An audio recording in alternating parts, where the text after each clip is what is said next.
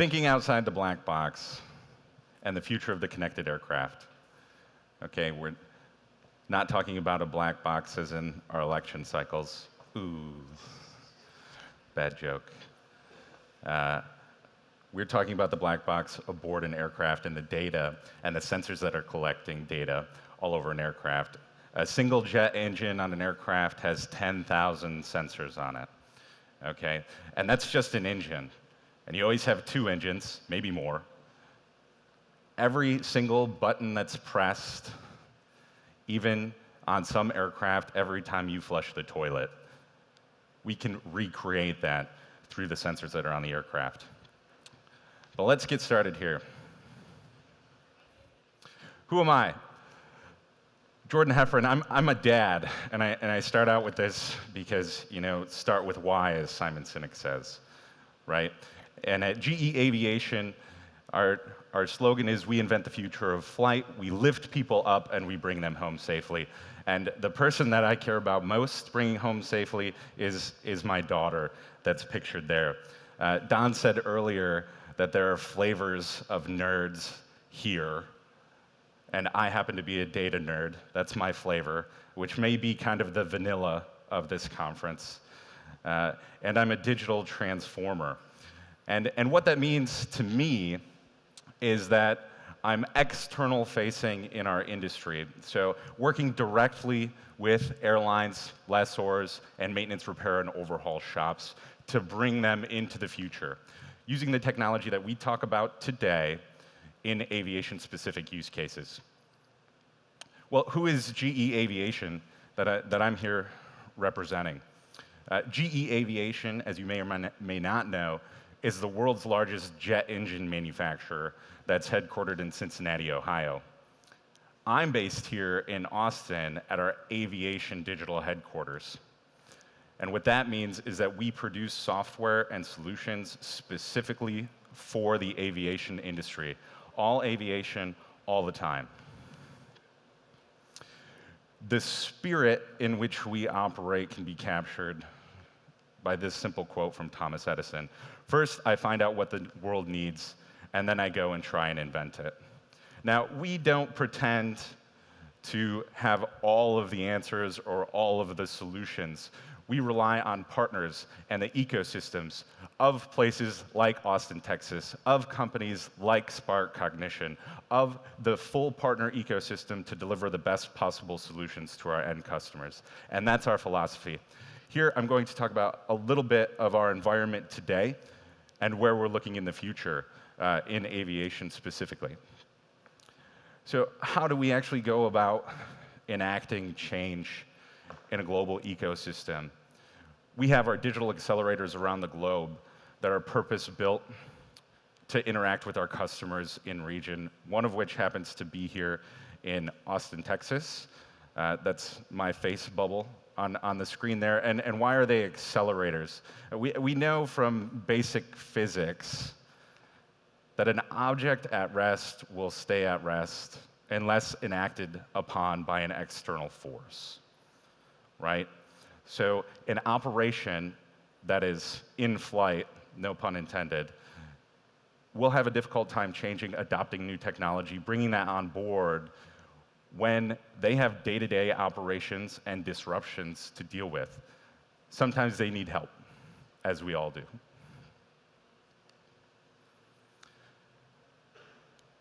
And what does that help look like? Why? These are themes that are in the aviation industry, but they're not unique to the aviation industry by any stretch of the imagination.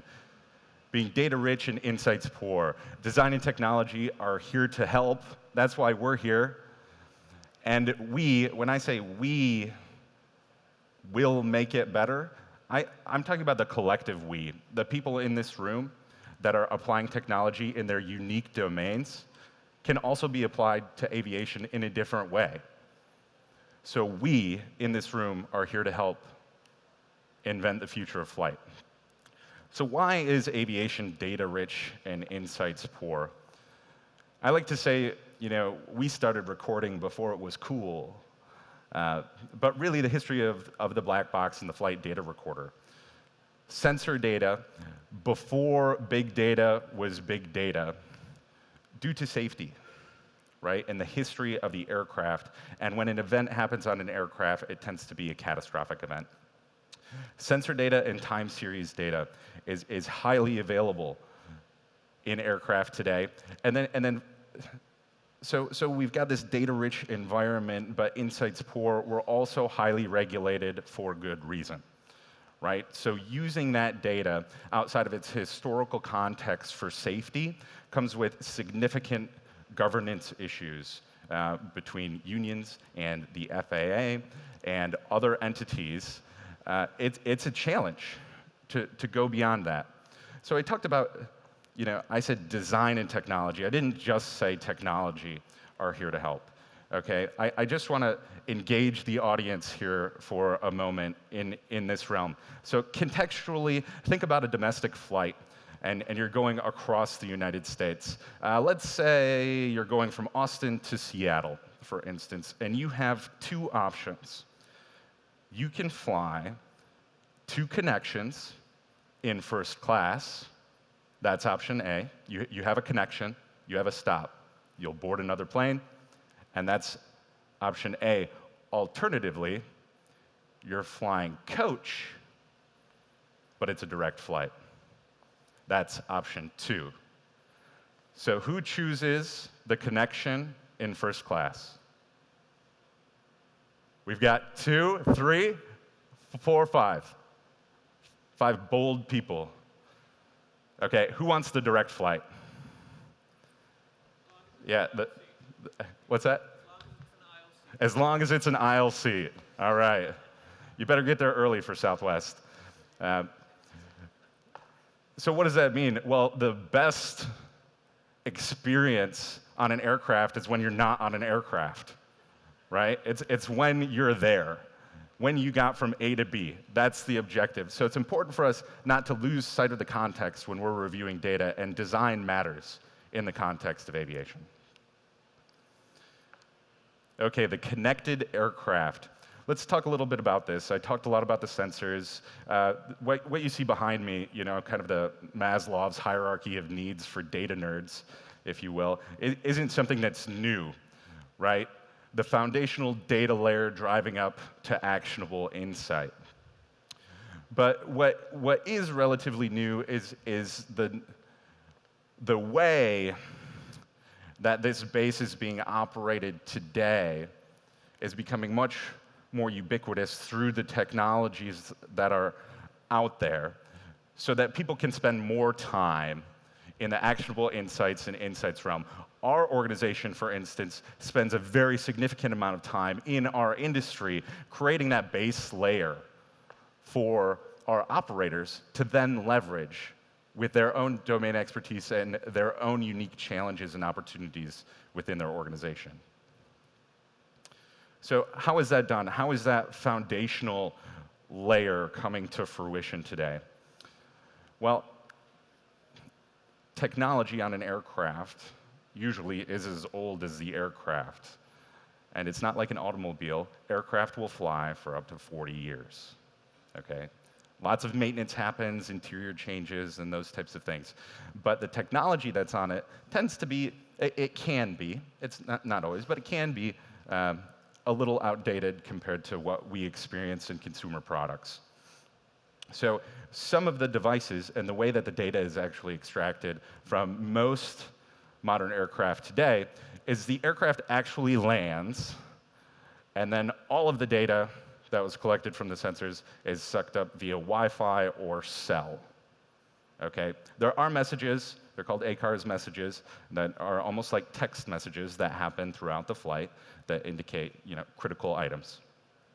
But the future, and the boxes that I'm showing on the screen, the actual hardware, these are Avionica boxes, which is a GE portfolio company that are literally replacements for boxes that used to be this big and might still be on your MD-80 that you flew out of Dallas a couple months ago. But the future is moving to satellite as technology changes. More, instead of post-flight data analysis, more real-time data analysis.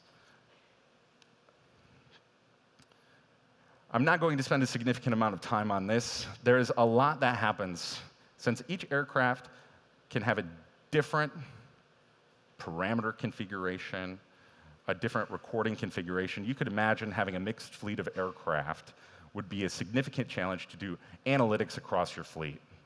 So we help normalize that and turn them into engineering units and provide an analytics platform for operators to be able to do important analysis within their organization,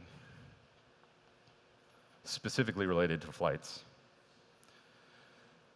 So let's talk about some of the use cases related to that data that's now been normalized, right? It's ready to use, it's clean, it's good to go. Data nerds like me are excited because that's the grunt work, right? So what's the value in that data? Well, I'll talk about an internal use case at GE first. We had one of the first, it was the first, FAA-approved analytic for engine maintenance. And okay, so what's the significance of that? Engines, depending on the conditions in which they operate, degrade at different rates. You could imagine that an engine flying through a sandy environment is very harsh on an engine. Well, why is it so harsh on an engine? The sand actually gets sucked into the engine, and it turns into glass because it's so hot within the engine, and it clogs up porous little holes that are supposed to cool the engine in the shroud, creating heat and faster degradation of the engines. So what you end up with are engines that are performing differently in harsh environments that need more frequent maintenance than engines that are operating in less harsh environments across the globe. Without this analytic, this would mean scheduled removals of all of the engines. It's not coming through quite clearly, but there's very distinctly in this analytic two populations of engines via the cumulative damage model that's shown above. That's one use case, just one use case on an engine. But that's not enough, right? Speed to action matters. We need to discover, accelerate, and scale solutions using the data that already exists so that we can also think about future uses as well. Okay, so I'm going to talk about a different use case. Using that same data out of our digital accelerator in Austin through our partnership, in conjunction, in collaboration with Qantas Airlines, we developed an iPad application for pilots in which they can review the data of their own flights. So they're comparing themselves against their peers, and they can see individual data on individual items in their flight. Now, that doesn't sound so significant initially, right? You have a Fitbit. You know how you work out at home, right?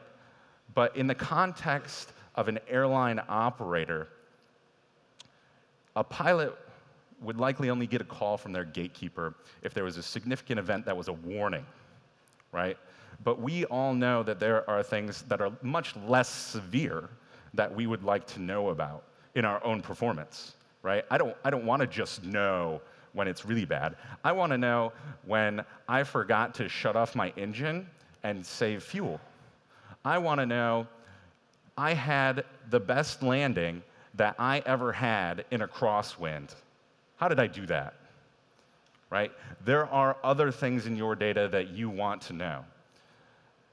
So this is in production at Qantas Airlines today. It will be released to an airline near you this year. So it's coming. An interesting anecdote, even though I'm running out of time, an interesting anecdote about iPads being adapted into the cabin. A large operator, they replaced all the paper with an iPad about 2 years ago. Most of the airlines did.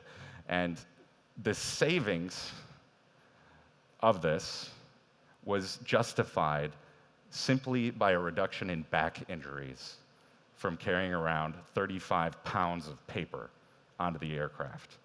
I mean, when you just think about that justifying it versus the actual value add of the data that's capable.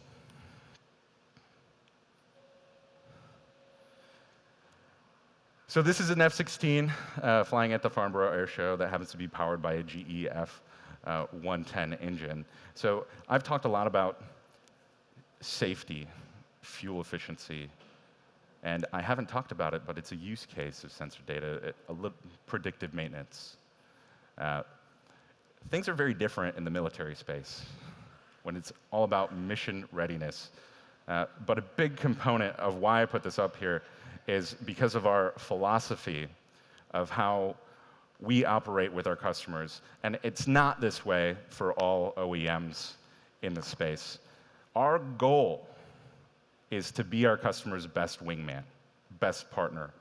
We don't want to hold their data and retain their data and be a black box for them. We want to partner with them and join with them where they are on their digital transformation journey so that coming out of that, the ecosystem is a much better place for all of us. So what's next?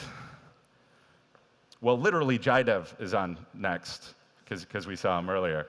But what's next does actually apply to what he's going to talk about. So I talked just about sensor data as being the data that's available today. But there is a lot more data that's available in aviation, particularly related to the aircraft, in that every component on an aircraft is a serialized part. So every time that part is changed or maintained, it's documented today, right? So there's a history of configuration on that aircraft. We also have the sensor data related to that.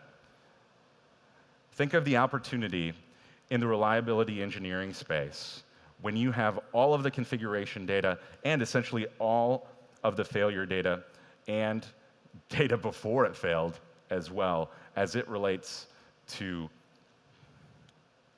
artificial intelligence and machine learning, and the work that Spark is doing with their natural language processing on things like maintenance records, right?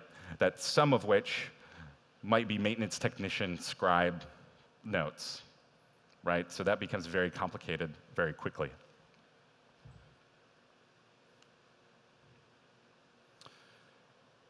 Okay, so that's the past. Just safety from the sensor data.